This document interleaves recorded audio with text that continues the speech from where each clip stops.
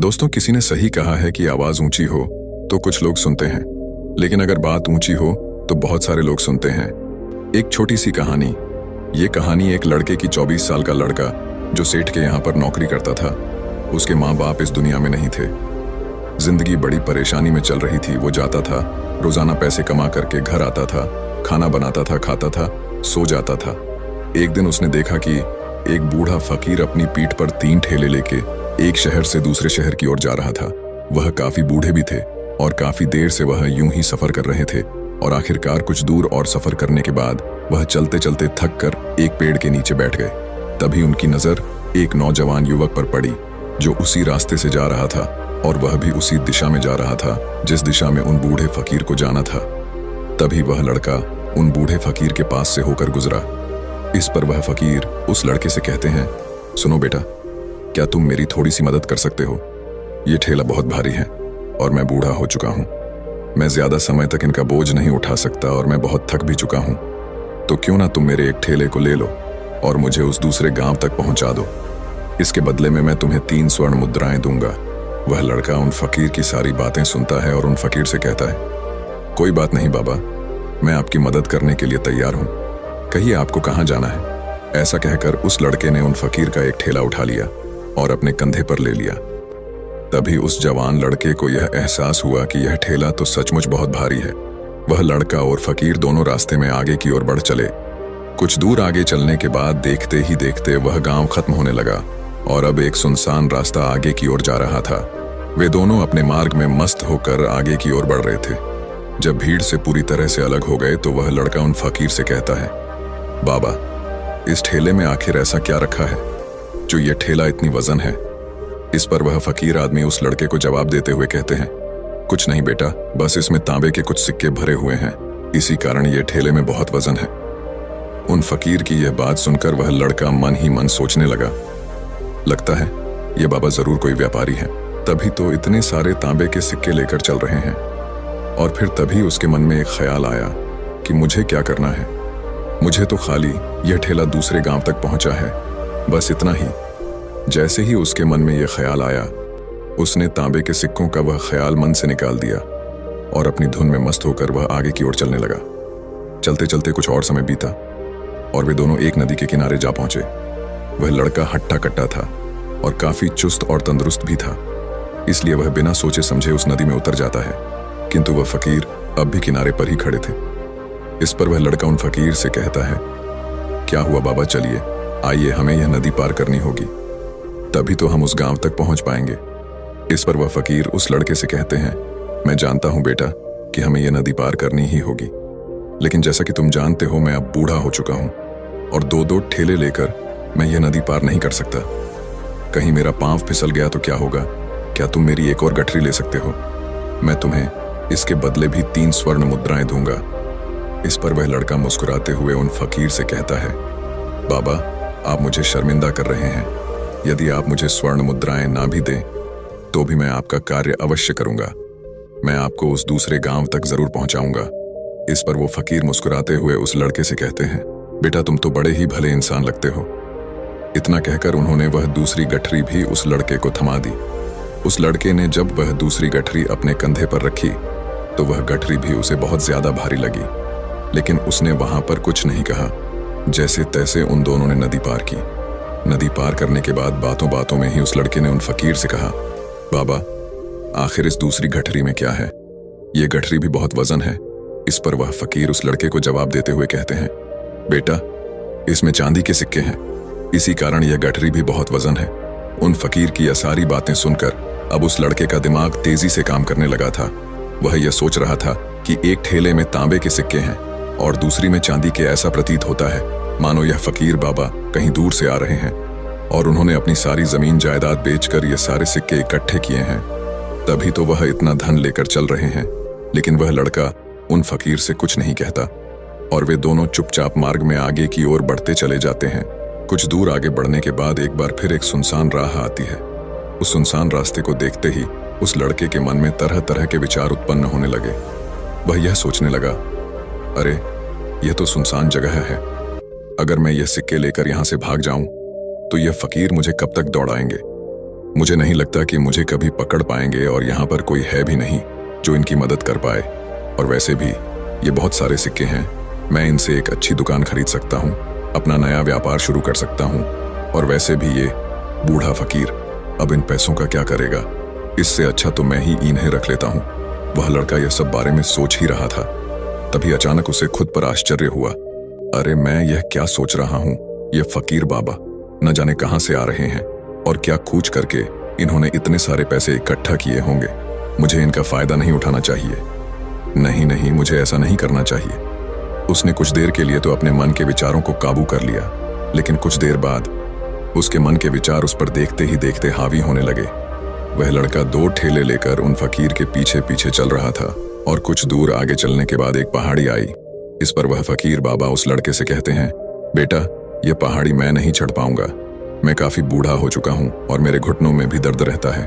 यदि तुम मेरी तीसरी गठरी भी ले लो तो मैं तुम्हें 3 और स्वर्ण मुद्राएं दूंगा, लेकिन याद रखना इसे कहीं गिराना मत, कहीं ये गठरियां खुल न जाए। इस पर वह लड़का उन फकीर से कहता है, क्यों बाबा, आखिर इसमें ऐसा क्या है?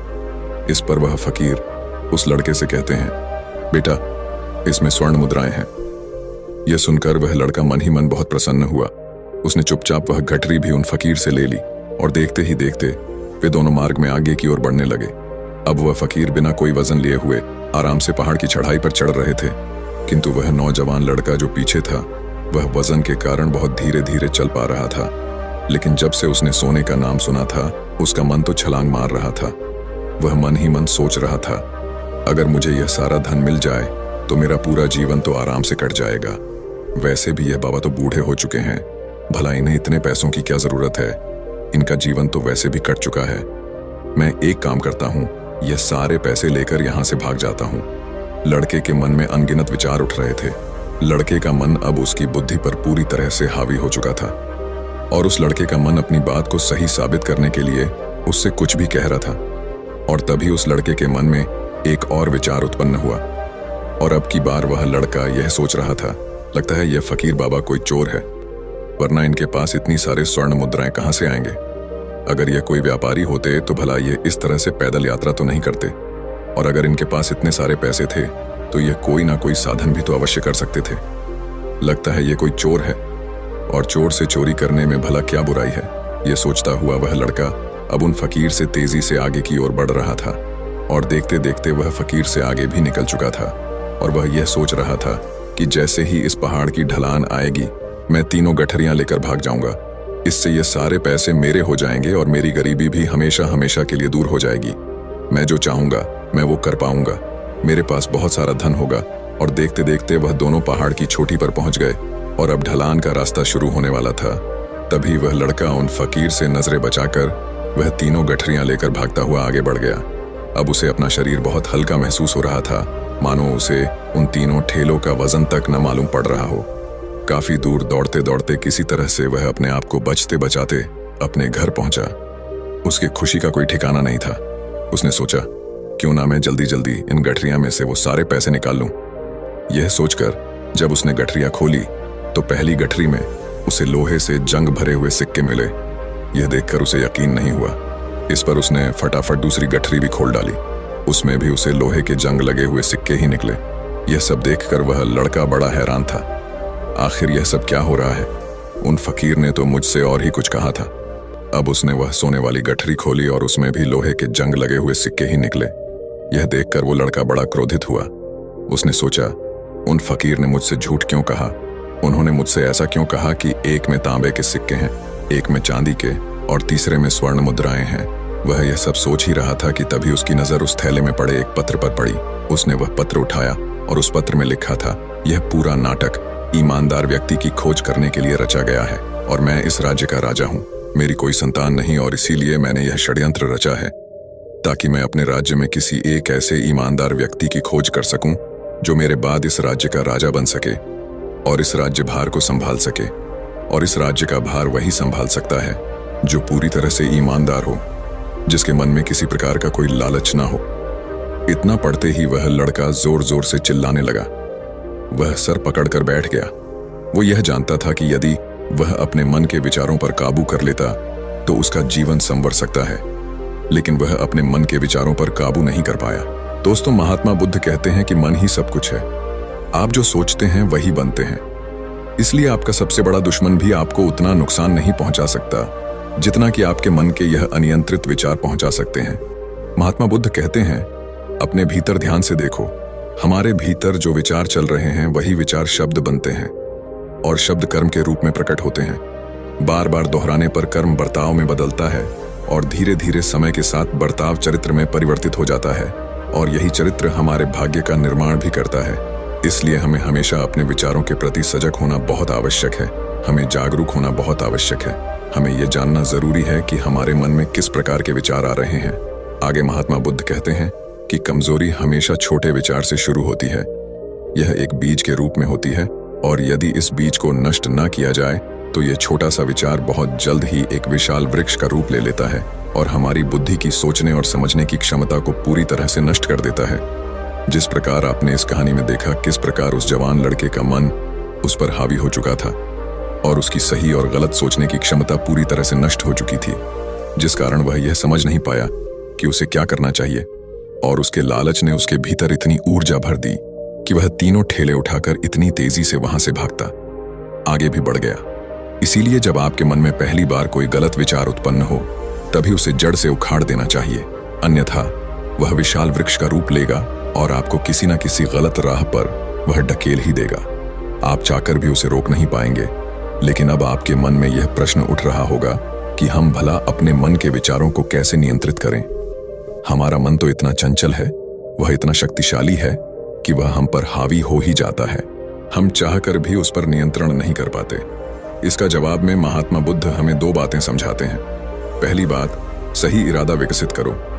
कई बार आपने देखा होगा कि आपके मन में कुछ और होता है किंतु आप कहते कुछ और है, क्योंकि आपके मन के भीतर जो कुछ बसा है वही आपके मुख से बाहर भी निकल रहा है।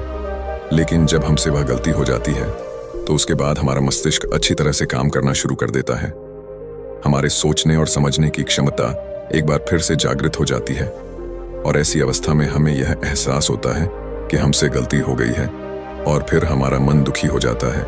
हमारा मन अफसोस से भर जाता है और इस भारीपन और दुख से बचने के लिए महात्मा बुद्ध हमें सही इरादा विकसित करने के लिए कहते हैं। इसके लिए जब भी आप कोई कार्य करने जा रहे हो तो सबसे पहले आपको यह खुद से पूछना चाहिए कि जो कुछ भी मैं करने जा रहा हूँ इसके पीछे मेरा इरादा क्या है। क्या मैं दूसरों को दुख पहुंचाना चाहता हूँ या दूसरों को नीचा दिखाने जा रहा हूँ या मुझे खुद को ऊपर उठाना है। खुद से सवाल कीजिए, खुद को जागृत कीजिए। जब आप इरादों के प्रति सचेत होने लगेंगे, जब आप विचारों के प्रति सजग होने लगेंगे, तभी आपके भीतर सकारात्मक ऊर्जा का प्रवाह होगा। तभी आप सकारात्मक इरादों से जुड़ने लगेंगे और आपके मन के भीतर बसी हुई वह नकारात्मक ऊर्जा और नकारात्मक इरादे दिन ब दिन कम होने लगेंगे। परंतु याद रहे, आपको यह हर रोज करना होगा और आपको यह हमेशा ध्यान रखना होगा कि आपको केवल अच्छा सोचना है। आपके इरादे हमेशा अच्छे होने चाहिए, तभी आप दुख और तकलीफों से बच सकते हैं। अन्यथा आप इसी तरह से दुख और तकलीफों में घिरे ही रहेंगे और आप कभी इससे निकल नहीं पाएंगे। दूसरी बात, मन के प्रति सजगता विकसित करो, जिससे आपका मन देखते देखते शांत होगा और आपके मन के भीतर बसी हुई वह नकारात्मक ऊर्जा, नकारात्मक विचार खत्म होने लगेंगे और आप शांति की ओर आगे बढ़ेंगे।